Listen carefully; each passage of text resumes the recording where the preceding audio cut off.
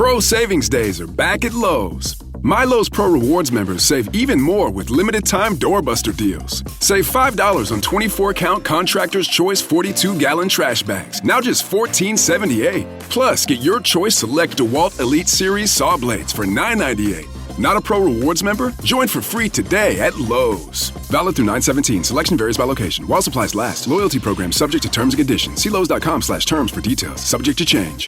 Pacifico is a Mexican lager brewed to be discovered. It's like fresh tracks on a powder day. Like that uncharted trail a stone's throw away. Like the perfect wave on a sunny day. Pacifico. Find your own way. 21 plus. Drink responsibly. Imported by Crown Imports, Chicago, Illinois. Sleeping hot and sweaty, tossing and turning all night is like being on a team that never has home field advantage. You're losing before the day even begins. It's time to reverse the curse and solve your sweaty sleep problems with Coop Sleep Goods. Their entire cooling collection, including pillows, sheets, and more, is equipped with cool-to-the-touch technology that actually stays cool all night long, no matter your sleep style. Their award-winning pillows are customizable for side, back, stomach, or combo sleepers. Put an end to thermostat wars and stop flipping to the cool side of the pillow. Save the sweat for big presentations in the boardroom or pickup ball in the rec room. Visit coopsleepgoods.com/sports to get 20% off your first order.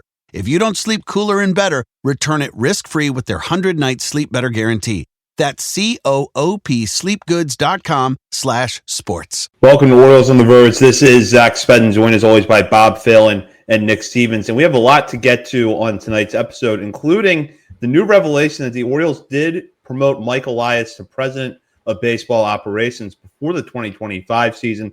We'll talk about what that means for the Orioles going forward, and we're going to break down the group of prospects heading to the Arizona Fall League. But first, let's start with the news about Mike Elias, which was first reported by The Athletic on Thursday.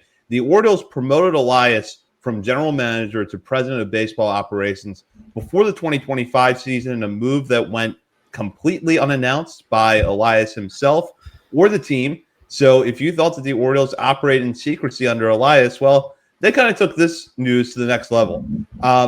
We don't know a whole lot right now about what that means for the team going forward, but it does appear that there is already work taking place to perhaps reorganize or expand the front office a little bit, even up to the possibility of bringing in a potential general manager who would work under Elias as president of baseball operations. Now, I think it's worth pointing out at the beginning here that this structure is fairly common in baseball these days, and just because Elias is no longer technically the general manager, that doesn't mean that he's any less involved or any less shaping the vision for this organization than he was before. But obviously, with the Orioles at a bit of an inflection point going into this offseason, coming off of what has been a challenging year in a lot of ways, but finding themselves possibly in a good place with some of their younger players stepping up over the final weeks of the season, not to mention perhaps some flexibility to make the Major League roster a little bit better. This was already going to be an interesting offseason, and now this news adds just another wrinkle to that. So, Nick, I'll start with you here. What are your thoughts on this move? I think this was something that you go back a year, we probably would have said was going to happen. But the fact that it went unannounced for who knows how long until The Athletic reported it last week was a little odd. It fits the bill with this organization, right? I mean, if you need any more proof that whoever the beat writer is, if they're like Orioles rumors this offseason, before you share it, just remember that beat writer knows absolutely nothing, and that rumor means nothing, and there's no smoke whatsoever to make that rumor a possibility. It is definitely going to be interesting. Like, I don't particularly care about the front office side of sports. Again, Jerry Jones has ruined my football fanhood from literally my entire life. So I truly do not care about the front office, because if I worry about the front office, it's just going to make me even more miserable of a sports fan. But I mean, Elias is still going to be the guy making the final decisions, right? Or whatever. If it's still, if Eve Rosenbaum is still with the organization in some capacity, maybe she's the new GM. If it's, whatever role her, Sig, Elias, and whoever else is involved in the final decision making, I feel like that's not going to change too much. And just like we've seen with the coaching stuff in the major league and the minor league levels, right? They bring in guys and women who are the broad overarching, the final destination, they all align, but it's maybe how they get there might differ a little bit. And I feel like that's going to be the same thing with the GM. It's going to be someone who Elias knows, someone Elias has worked with, someone who has the same goals and thinks a lot like Elias probably, but maybe will disagree on how to get to that final goal. Ultimately, another voice in the room, which could be fun this offseason. But yeah, it's, without having any idea of how the front office is actually run, without having any idea of who could potentially take over the role, it will definitely at least make this offseason, gives us as fans something else to look forward to, and we'll see what kind of impact that has on the offseason. Because, it's not, as much as we want to believe it's just throw the most money at a guy and they'll sign, that's not how free agency works. Maybe a new voice, new connections, new whatever can make this offseason as far as free agency goes a little bit more interesting as well.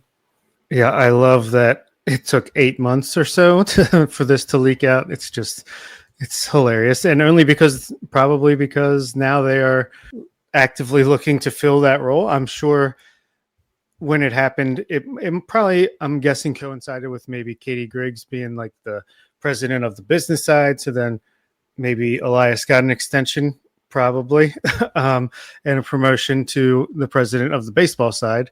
So line those things up, and then maybe, bad timing, end of the offseason. Everyone's kind of in place for the 2025 season. So just let it ride until, I guess, as we get down to the nitty gritty of the season and about to head into the offseason.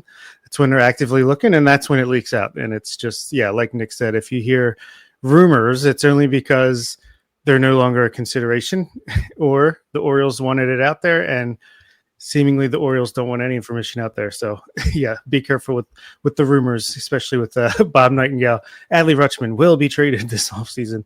But I think it's great. I think it's great news. I think this is, I know a lot of fans don't want to hear that, but I think this is a very smart group that's in that front office. And this just means that they'll be in place even more. And I think, like Nick said, more voices in the room, different ways to get to where we want to go. I think that's a good thing. You always want to evolve your thinking. Clearly, 2025 didn't work out.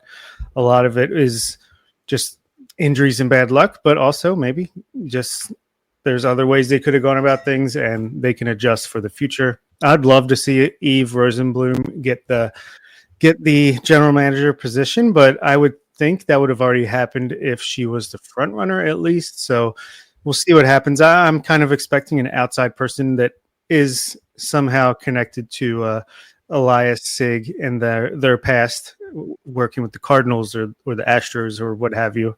So yeah, I think it's a good thing. I think the structure is in place, and this is just what happens. You got to give promotions and title changes and raises to a successful front office to keep them in house. So I think it means we'll continue to have the same people for at least the next 3 or 4 years. Yeah, and I think one thing that is worth pointing out here is that the Orioles could possibly be looking to fill 2 pretty significant roles in the organization this offseason if they are going to go for a general manager under Mike Elias, which it seems that that's the direction they're going in. There's that opening. But then you also have what looks like it's going to be a managerial opening. I think Tony Manzolino has done a very admirable job under the circumstances, but I have to think that the Orioles are at least going to explore other options this offseason. I know we got a question about this from a listener when this report surfaced, which is, how is it going to affect the managerial search? Who's going to pick the manager now? I don't think it's going to have much of an effect on the managerial search at all, unless somehow the general manager position is filled first, and maybe that general manager being in place helps the Orioles form a connection with the candidate, and they get that person. That's really the only way I see it affecting the managerial search. I think that the Orioles have a pretty clear sense of what they want in a manager, and they probably already have names in mind to take over the role permanently. And Tony Manzolino could be in that mix of candidates. But if they are going to conduct a search this offseason, I think the GM is going to have some role, I'm sure, if the general manager is hired by then.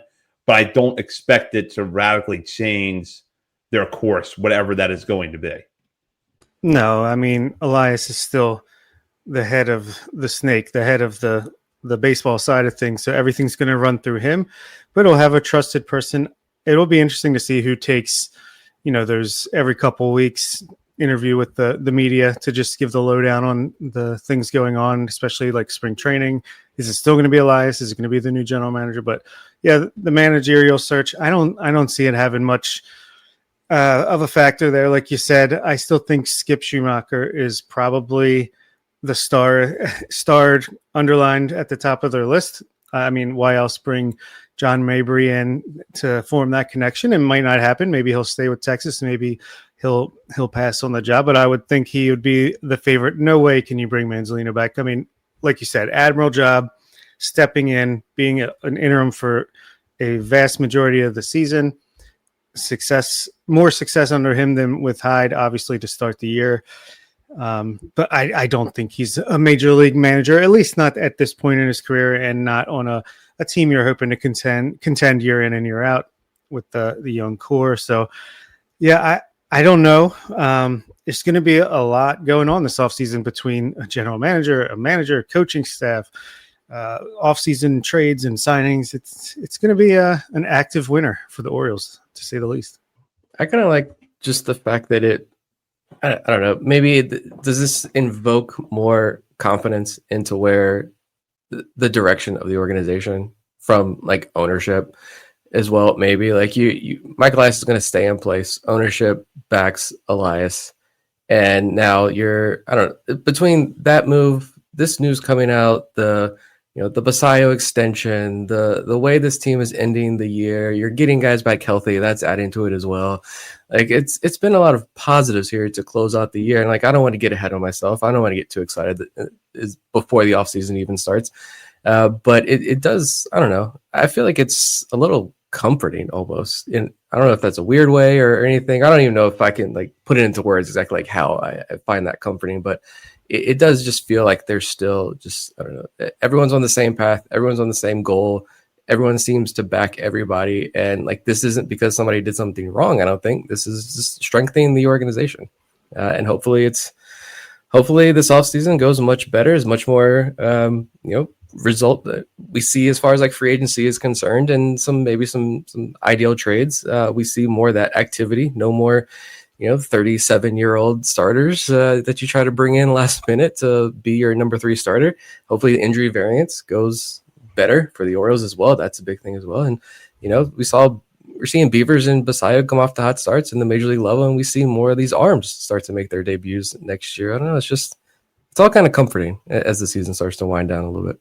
Yeah, and as much as a lot of fans at least want to see Mike Elias on the hot seat, want to see him fight for his job by making these splash signings, I think it's a great thing actually to not have that, to not have someone who's just like feels the pressure to do something. I want to just keep the path going. I feel like they got to this point by following a certain path. And like I said earlier, you still evolve your approach. You make subtle changes or adjustments to your way of thinking. Obviously, a smart organization is going to evolve their thinking to try to stay ahead of the game. But I think it's great that it seems a little more established and firm, and some confidence shown to Mike Elias and company. And yeah, I mean, if it happens again, maybe it's a different story, but I think it's a good thing to have some strength going into the offseason rather than running around panicking.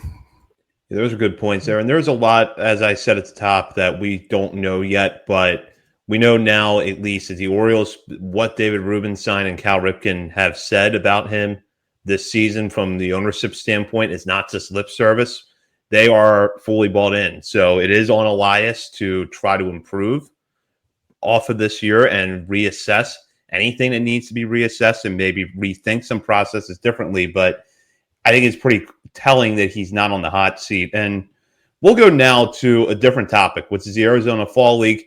But it's going to begin here in early October. And last week, we learned which Orioles prospects are going to be heading to Arizona. And they are outfielders Enrique Bradfield Jr. and Thomas Sosa, catcher Ethan Anderson, along with left-handed pitchers Andy Fabian, Luis De Leon, and Carson Dorsey, as well as right-handers Tanner Smith and Zach Fruit. And you can kind of put these players into buckets. A lot of them did miss some time this season with injury, so this is a chance for them to get some additional reps in. In the case of a guy like Anderson, he had a promising finish to what was kind of an up and down first full season of pro ball. He's now going to have a chance to go out to Arizona, presumably get more innings behind the plate, work with some different pitchers, and have a chance maybe to work with the bat a little bit more. And then, so we'll break down these players individually, but I do want to start with the two outfielders in Bradfield and Sosa. As I mentioned, Bradfield had a couple of IL stints this season. Sosa also missed a significant portion of the season because of an injury he had early on with Aberdeen, but both kind of rounding out the 2025 regular season in a positive way. Bradfield currently doing so in Norfolk, and as we're going to talk about a little bit later on this week, Sosa had a nice finish at Double-A. So, Bob, I'll start with you here. What are you looking to see out of these two guys in Arizona? Well, first of all, this is by far the best group of Arizona Fall League players I feel like the Orioles have sent to the AFL.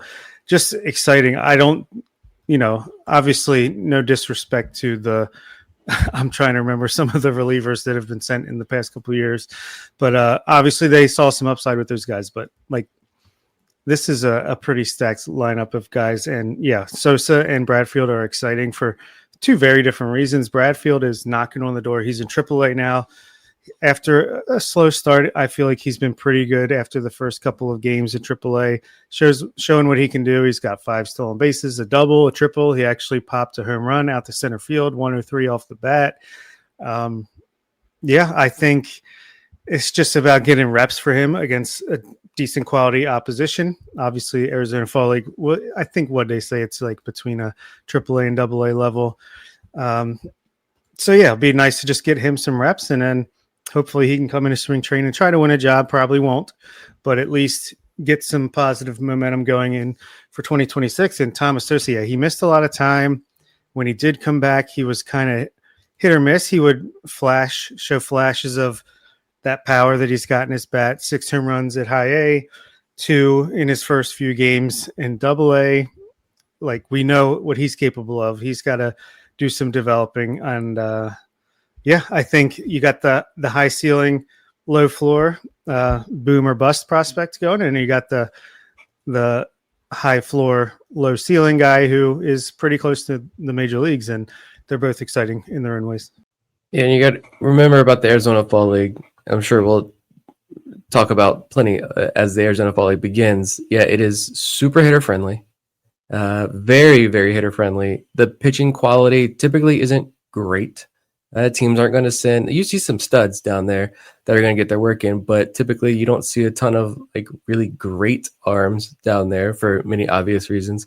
So yeah, I mean, this is truly like a process over results type league, and luckily we get a lot of these ballparks are equipped with Statcast, so we'll get that information. It always seems like Orioles prospects very conveniently are never playing for a team that plays their home games in a Statcast ballpark. Maybe that's just the slight conspiracy theory part of me that comes out every now and then that says the Orioles do a little nudge when you're assigning prospects to teams. But we'll still get at least some games, even if their home ballpark isn't. But yeah, with Bradfield, it's like you said, we've talked about it a lot recently as the years wrapped up, how when he's been on the field, he's been pretty good. He still got the promotion to AAA. It wasn't a wash year. It was just frustrating with the injuries. And I think the thing with him is we know the profile, we know how he could succeed in a certain role in the major leagues right now. We know next year, even if the bat doesn't take a big step forward, you know exactly what kind of role Bradfield could fill at the major leagues next year to help out this team. What are we looking for in the Arizona Fall League? Are you guys looking for bigger exit velo numbers? Is there anything specific we're looking out for with Enrique Bradfield Jr.? I think would be my question. I think the exit velo numbers were something I want to see because we haven't really had a chance to see those publicly until the very end of the season. So, good good exit velocity numbers, kind of maintaining what he does well at the plate, which is never striking out, drawing his fair share of walks. Yeah, anything you just touched on it, Nick. It's a very hitter-friendly environment. So any stats really have to be taken with a grain of salt, good or bad. But if you see the data backing up good offensive numbers to say, okay, Bradfield was hitting a lot of line drives and fly balls, and he was hitting the ball pretty hard, that's something I think you can look at as a positive. Yeah, that's true. And just looking at it made me want to look at his prospect savant page. And obviously very limited sample size in his time at AAA, but his average exit velo is 53rd percentile, 88.3 miles per hour, which is interesting because his max exit velocity is 14th percentile, 103.8, 50th is 19%, 90th exit velocity is 22 percentile. So he's hitting it hard consistently, but just not those big, obviously. And that's pretty much what I would expect, honestly. This episode is brought to you by Progressive Insurance. Fiscally responsible, financial geniuses, monetary magicians.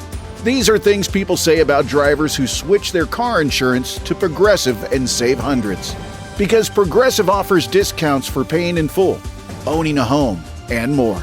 Plus, you can count on their great customer service to help you when you need it, so your dollar goes a long way. Visit Progressive.com to see if you could save on car insurance. Progressive Casualty Insurance Company and Affiliates. Potential savings will vary. Not available in all states or situations. Pacifico is a Mexican lager brewed to be discovered. It's like fresh tracks on a powder day. Like that uncharted trail a stone's throw away. Like the perfect wave on a sunny day. Pacifico. Find your own way. 21 plus. Drink responsibly. Imported by Crown Imports, Chicago, Illinois.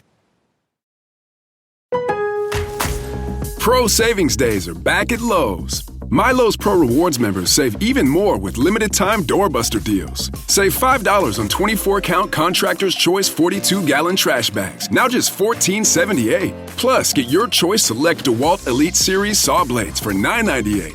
Not a Pro Rewards member? Join for free today at Lowe's. Valid through 9/17. Selection varies by location. While supplies last. Loyalty program subject to terms and conditions. See Lowes.com/terms for details. Subject to change. Sleeping hot and sweaty, tossing and turning all night is like being on a team that never has home field advantage. You're losing before the day even begins. It's time to reverse the curse and solve your sweaty sleep problems with Coop Sleep Goods. Their entire cooling collection, including pillows, sheets, and more, is equipped with cool-to-the-touch technology that actually stays cool all night long, no matter your sleep style. Their award-winning pillows are customizable for side, back, stomach, or combo sleepers.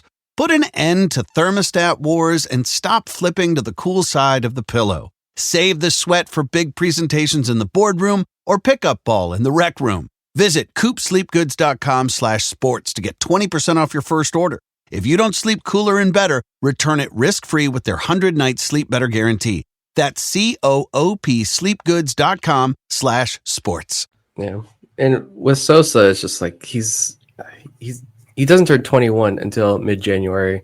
So, yeah, the quality of pitch in the Arizona Fall League isn't going to be super great, but it's going to be a lot older guys. He's going to be facing some AAA level arms, guys who are 3 years older than him. So I think that's going to be fun. I think it was Baseball America. I was catching up with some articles over there today, and I think they talked about how when he came back, the batted ball, like the bat to ball, maybe took a step back when he came back from his injury compared to the last year or two that had been on the rise. But so I guess that's something to look out for here in the Arizona Fall. Like, how much contact is he making? And it will be fun to get those exit velo numbers because we know they were eye popping when he was, a teenager coming up through the system. So I'm excited to see him. Kind of shocked a little bit that it was Sosa, just because he is one of the younger guys. But that promotion to Aberdeen, despite all that missed time and stats that really didn't pop off the page in Aberdeen when he was down there, to still get promoted to AA to close out the year, I think speaks volumes about how this organization views him. But yeah, it's telling. I think as far as the bats go, like when you look at who's not chosen, for me, the really only guy who I was like, I think this is a lock was Tavian Josenberger. So, which I think is telling about maybe how the organization views him potentially. But yeah, really good sign to see Thomas Sosa on this list going out there.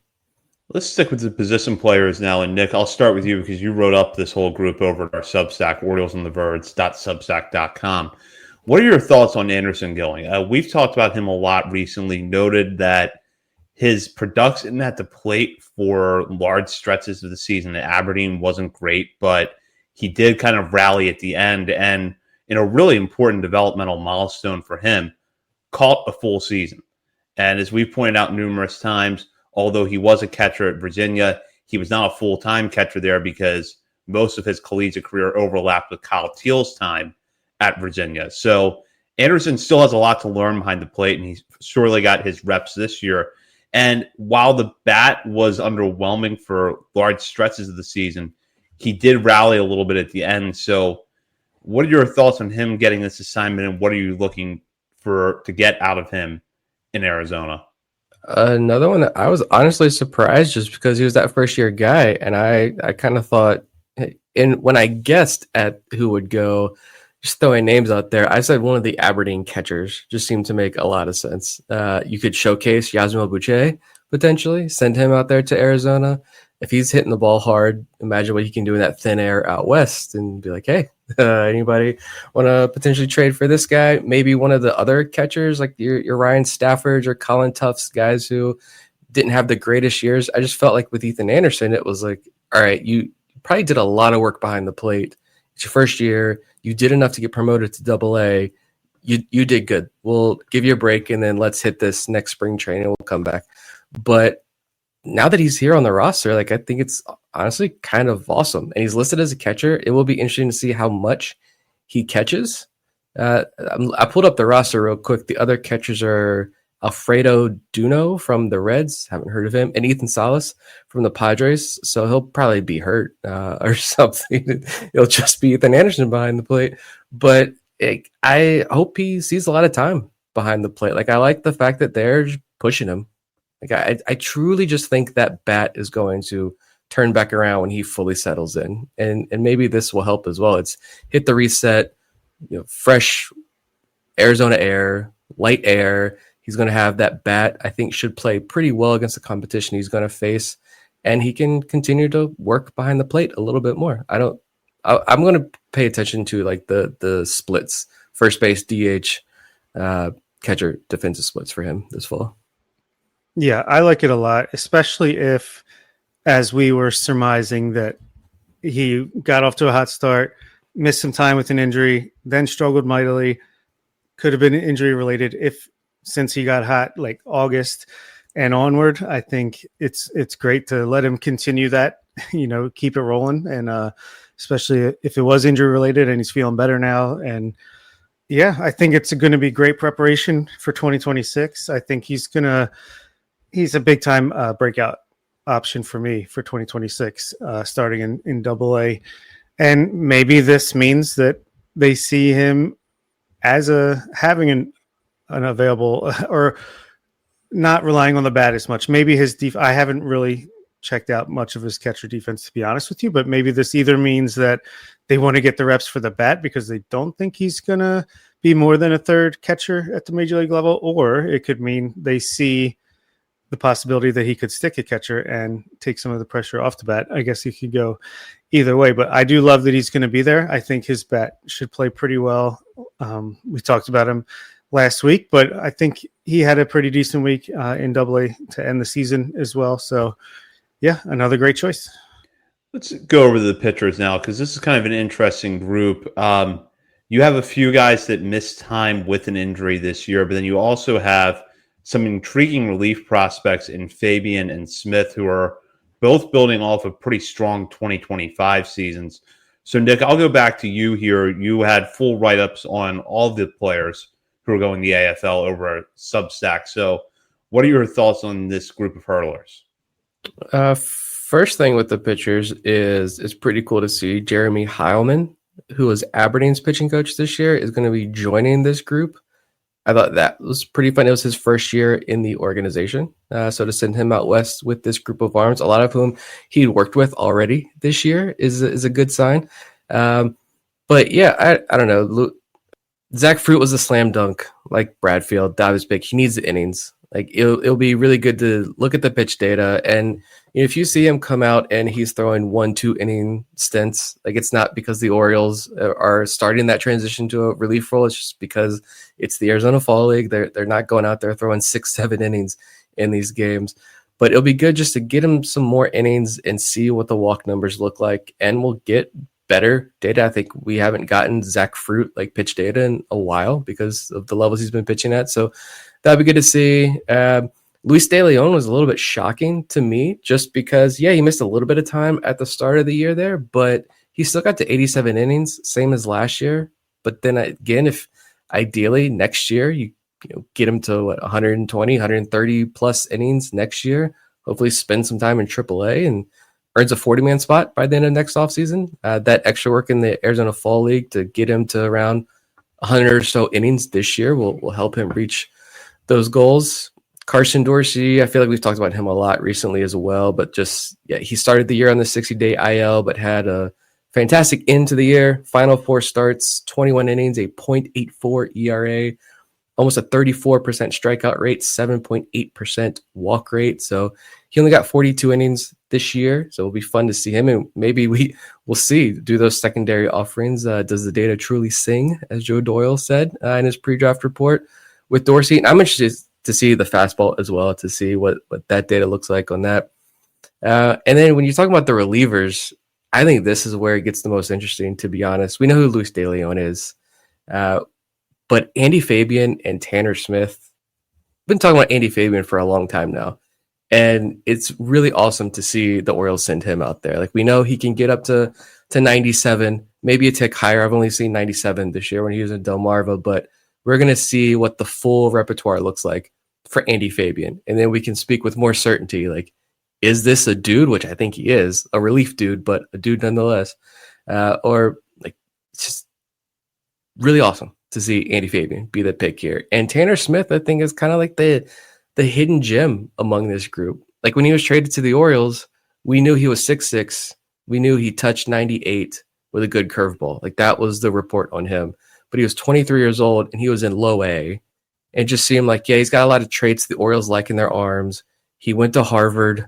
Like, he's got that connection there. But like, what about Tanner Smith really stood out? You've got the higher profile arms like Bateman and even the bats like Cobb Hightower. You got Tyson Neighbors in that trade. It just seemed like Tanner Smith was just kind of like a throw-in, kind of the flyer arm. And now you got Baseball America naming him one of the 12 interesting prospects to watch in the Arizona Fall League right after rosters were announced because of a lot of his secondary offerings and that big-time fastball from a 6'6" frame. So, the bats are fun, but this group of arms is going to make watching these games pretty fun this fall. Yeah, I'm actually getting a little excited about Tanner Smith. I actually wouldn't be surprised if they try to see if he can work as a starter next year in 2026, even though it is a little crowded already. But at the very worst, he's clearly got a super talented arm, the way the strikeout to walk ratio was since he came over to the Orioles.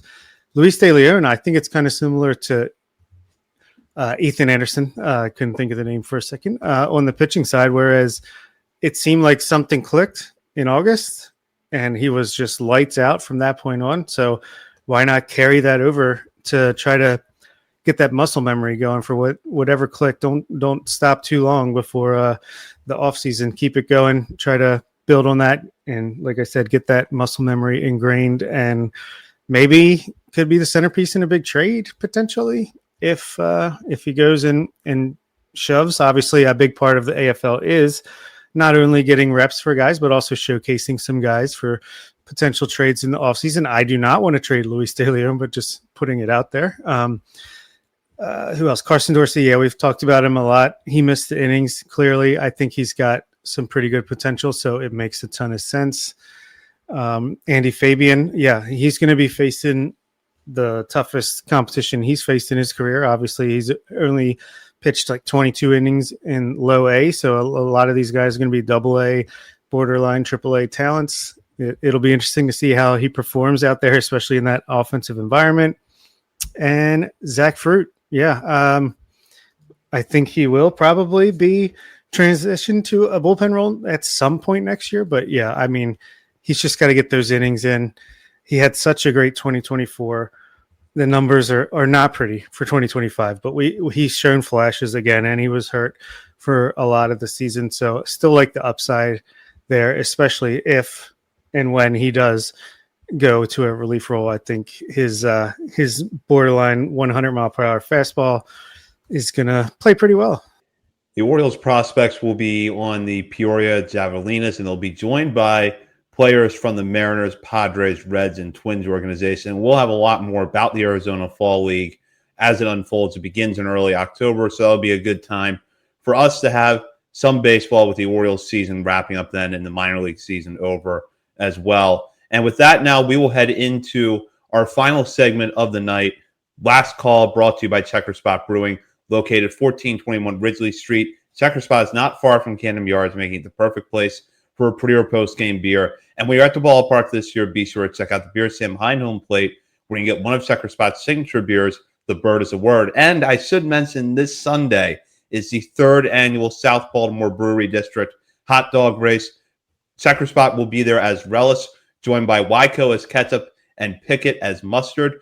The race will take place outside of Pickett Brewing Company, which is right near Checker Spot, at 11 a.m. this Sunday, September 21st. It should be a lot of fun. And now we'll go into our last call segment, which talks about a couple of pitchers that have returned from injury recently in the major leagues and are making a very good impact.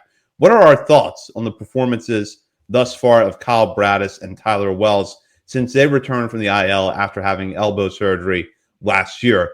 Braddis, as long as he is healthy, should be penciled into the 2026 rotation. But what do we make of Wells, who the Orioles are using as a starter and is having success in that role?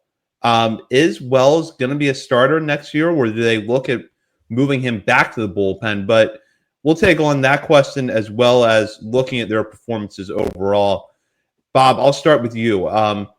Clearly, we've seen what a difference these two guys, especially Braddis, can be now that they are healthy again. It just is a shame that it's not happening in the middle of a playoff race. Yeah, exactly. And Bradish he's done for the night tonight at the night of recording on Monday, September 15th. He went another 5 innings, gave up 1 run to the White Sox, 9 strikeouts. So he's got a 2.45 ERA on the season. He did walk 4. That's going to be the last thing that comes back after Tommy John is the command. So no problem there. He's looking like the ace that he was in 2023. And as long as he was healthy in 2024. So obviously excited to head into the offseason with him firmly entrenched at the top of the starting rotation for next season. And Tyler Wells, he looks really good. He looks just like he did before the injury. Pounds the strike zone. He's very aggressive, very efficient starting pitcher. I would not be surprised if he remains penciled into that role over the offseason, and at least in spring training, he's going to get built up as a starter. I think we've learned now you can never have enough starting pitching depth at the major league level. So especially Kramer had a little elbow thing. Looks like he's only going to skip 1 start and he'll be back. Albert Suarez was just put on the IL. He's getting imaging done on his elbow. Tyler Wells, I think he could probably start 20-plus games next year for the Orioles, and I don't think that would be a terrible thing. I think he could also transition to a solid relief role as well. We saw that in his Rule 5 year. But, I think 5 and dive, 6 and dive type of starting pitcher, maybe a more consistent Dean Kramer type production out of him would be nice to see. So, happy to have them both healthy and look forward to what they do. Yeah. I've been on the Tyler Wells should stick in the bullpen train for a while, and I'm not against him starting next year at all. It's just I'm just hesitant about it, just because we saw him back in 2023, right? He had those 3 fantastic months, and then it was after the All-Star break, it started to fall apart. They sent him back to the minor leagues for that reset. And he came back as a reliever, and it was only a small handful of outings, but he was very well. He pitched very well. So since then, he's now 2 years older. He's missed 2 years. He didn't pitch really in 2024 or 2025. So he's going to be, I think he just turned 31. So he'll be 31, I think, all of next season, like 90% of next season. It's just that's my only hesitation. It's like to go into 2026 relying on him to be one of your top 5 guys. Is he going to be able to hold up across that full season? Like, I hope he can. And of course, you can put a lot of work in this offseason in preparation for that. But yeah, that's the only real hesitation I have with Wells going into next year, is his ability to hold up for that workload next year. Yeah. Go ahead, Bob. I was just going to say, just to make my stance clear, I'm penciling him in as like the 8th starter. And if he needs to be, I think even if he has to be early on in the starting rotation, before he fades out, gets worn down, let's move him to the bullpen before then anyway. But mostly just I'd still have Kramer ahead of him probably. I'd still have Povich and maybe Brandon Young ahead of him, depending on how the offseason goes, but in that mix. Yeah, I agree that I would have Kramer ahead of him in the rotation. And I know that when Wells is on, it's probably more fun to watch than Dean Kramer, because Wells can overpower hitters in a way that Kramer doesn't necessarily do. But we haven't seen the track record that suggests that Wells can hold up as a starter over a whole season. Nick is right. In 2023, for most, if not all of the first half, you could have argued that Tyler Wells was the Orioles' best starter. But when it unraveled quickly. So he did come back later that year, pitch well out of the bullpen. What I think is going to be interesting to see over the offseason is that we know both the bullpen and the rotation need some help. And with Felix Bautista out for probably most of next season, does that make it more tempting to decide, okay, we're going to go get 2 starters and we're going to bump Wells to the bullpen and he's going to be our 8th inning guy? Or do they look at what he's done to close out this season and say, let's pencil in Tyler Wells to start for 3 months, and if that's all we get out of him, we'll move him to the bullpen and we'll trade for a back-end starter at the deadline? It's going to be really interesting to see. Or ideally, Trey Gibson's ready to come up, or Nestor Herman's ready to come up even. I like that idea. That's where it just gets tricky, because you could say, we're going to put you in the bullpen next year. Let's prepare you for that. Let your stuff really fly for an inning, maybe 2 if we need a little bit of length out of you. But you don't want to go into next season, I think, you want to keep them stretched out, because you want that flexibility, like Bob was talking about. You need a lot of starters. So this is where kind of that issue comes in of, how do you prepare him? But it is a lot easier, I feel like, to transition him to the bullpen instead of, it's going to be a lot harder. It's almost impossible to build him back up. If you need to, suddenly it's, late May, early June, and you're like, oh, we need a starter now. It's going to be a lot harder to build him back up. So yeah, go into it. Hey, you're going to compete for a starting job next year. And if he gets pushed out, he doesn't earn that job, you got a pretty good fallback option there for him. And you can bump, if you need to bump Povich out to AAA rotation or Brandon Young to AAA rotation, you can. And fantastic depth to have. Well said. And that does it for this episode. We will be back later on this week to recap the Chesapeake Bay Sox season. In the meantime, you can check out our many social media channels, including Facebook, Instagram, Threads, X, TikTok, YouTube, Blue Sky, and Twitch. We're also over at Substack, OriolesOnTheVerge.substack.com. And while you're browsing around the internet, be sure to head over to Patreon and sign up to become a member of our community. You can join to $3, $5, or $10 levels and have access to bonus weekly shows from Bob, Nick, and myself, as well as monthly updates to our top 50 prospects list. We'll be releasing our October update in a couple of weeks, and it's worth noting that we're going to have content over there all off season. We're not going to slow things down just because the season comes to an end. So you're not going to want to miss that. For Bob Phelan and Nick Stevens, this is Zach Spedden. You've been listening to Orioles on the Verge, part of the Believe Podcast Network. Sleeping hot and sweaty, tossing and turning all night is like being on a team that never has home field advantage. You're losing before the day even begins.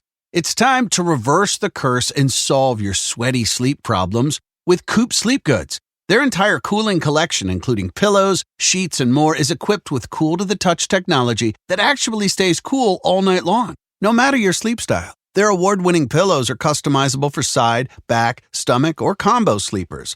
Put an end to thermostat wars and stop flipping to the cool side of the pillow. Save the sweat for big presentations in the boardroom or pickup ball in the rec room. Visit coopsleepgoods.com/sports to get 20% off your first order. If you don't sleep cooler and better, return it risk-free with their 100-night sleep better guarantee. That's COOP sleepgoods.com/sports.